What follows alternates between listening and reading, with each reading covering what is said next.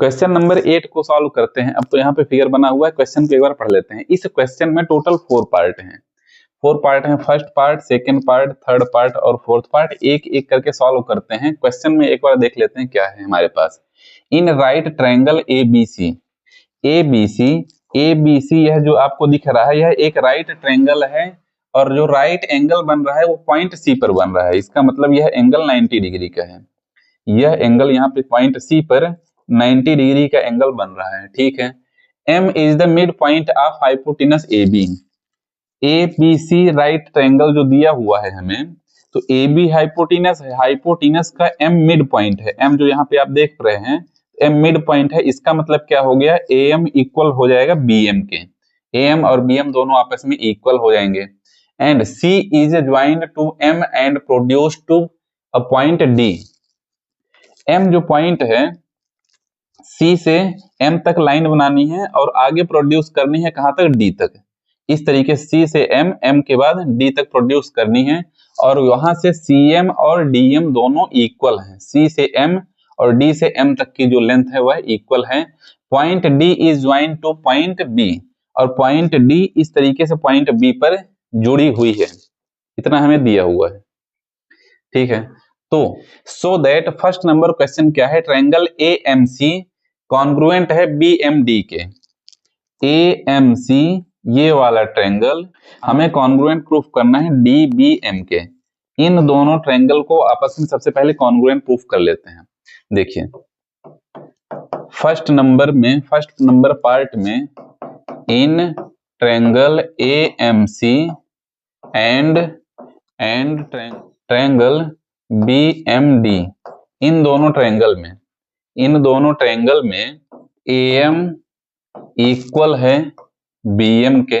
दोनों ट्रायंगल में AM BM के इक्वल है। AM BM के इक्वल है क्यों, क्योंकि M is mid point of AB। AB का मिड पॉइंट है, यहाँ पे दिया हुआ है क्वेश्चन में ही। और CM इक्वल है DM के। CM DM के इक्वल है, यह भी हमें दिया हुआ है। ये दोनों साइड आपस में इक्वल है, हमें दिया हुआ है। और इन दोनों ट्रायंगल में यह एंगल इक्वल हो जाएगा इस एंगल के।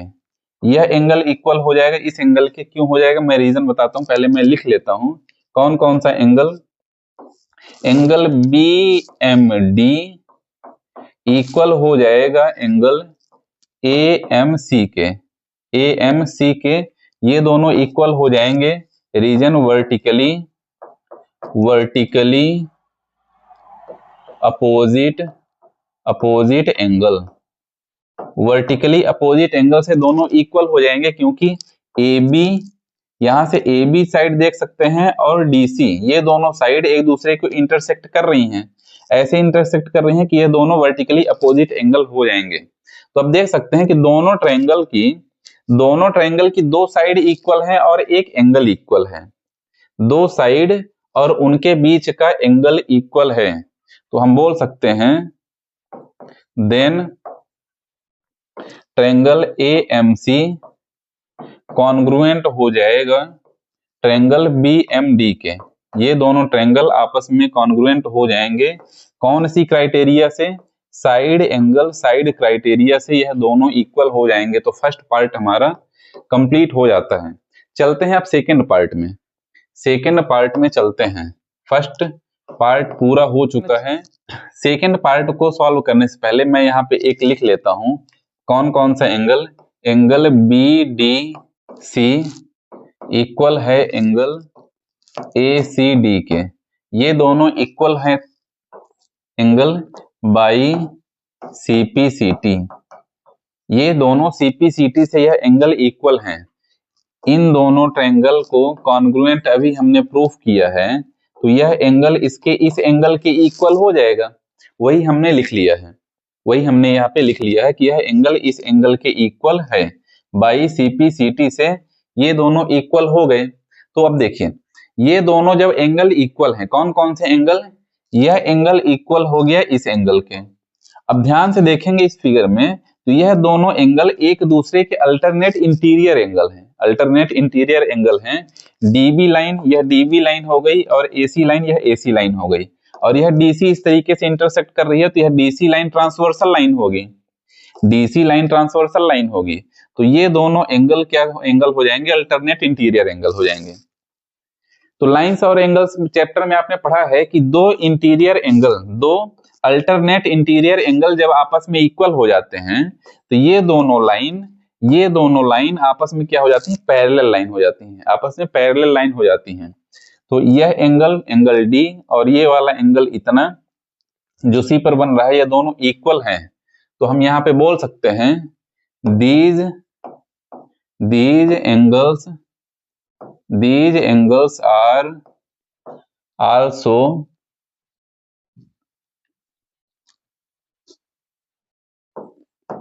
alternate interior angle.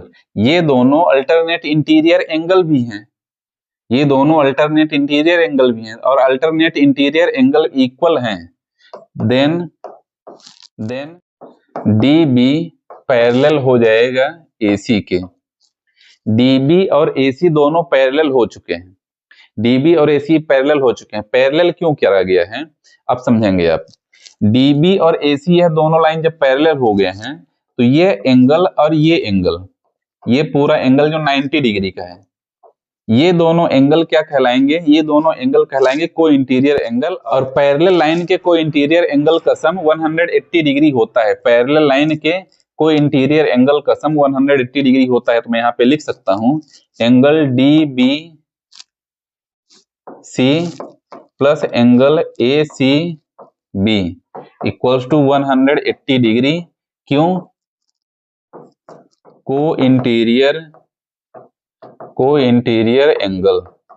Interior angle है, इसलिए दोनों 180 डिग्री हो गए। Angle DBC plus ACB angle 90 degree, यह स्टार्टिंग में ही बताया गया है, एसीबी 90 डिग्री है, यह हो गया 180 डिग्री। तो यहां से एंगल डीबीसी इक्वल्स टू हो जाएगा 180 minus 90, angle DBC equals to 90 degree हो जाएगा। और यही हमें प्रूफ करना था। सेकंड पार्ट भी हो जाता है कंप्लीट। यह 90 डिग्री है, तो यहाँ पे रीजन लिख सकते हैं therefore angle DBC is a right angle. तो हम बोल सकते हैं कि डीबीसी क्या है? राइट एंगल है। थर्ड पार्ट को सॉल्व करते हैं। अब थर्ड पार्ट को सॉल्व करते हैं। तो देखिए थर्ड पार्ट है, यहाँ पर थर्ड पार्ट में हमें प्रूफ करना है डीबीसी ट्रायंगल कॉन्ग्रुएंट है एसीबी ट्रायंगल के। डीबीसी ट्रायंगल यानी ये वाला ट्रायंगल कॉन्ग्रुएंट प्रूफ करना है एसीबी ट्रायंगल के। इस ट्रायंगल के कॉन्ग्रुएंट प्रूफ करना है इन दोनों ट्रायंगल को। चलिए प्रूफ करते हैं। तो यहाँ पे लिखूंगा in triangle DBC and triangle ACB, इन दोनों ट्रायंगल में angle DBC equals to angle ACB. ये दोनों एंगल इक्वल हो जाएंगे। क्योंकि बोथ आर 90 डिग्री। यह 90 डिग्री अभी प्रूफ किया है हमने, यह 90 डिग्री दिया गया था स्टार्टिंग में ही। ये दोनों 90 डिग्री हो गए। और एंगल बीडीसी इक्वल हो जाएगा एंगल सीएबी के। सीएबी एंगल के इक्वल हो जाएगा। क्यों? By CPCT. यह कहां से आ गया? ये ट्रायंगल और ये ट्रायंगल, इन दोनों ट्रायंगल को हमने फर्स्ट पार्ट में सॉल्व किया है। तो जब ये दोनों ट्रायंगल आपस में कॉन्ग्रुएंट हैं, तो यह एंगल इस एंगल के इक्वल हो जाएगा सीपीसीटी से। वही मैं लिख दिया हूं बीडीसी इक्वल है सीएबी के बाई सीपीसीटी। दो एंगल इक्वल हो चुके, और बीसी इक्वल्स टू बीसी, यह साइड भी इक्वल है। BC equals to BC common side, यह क्या है?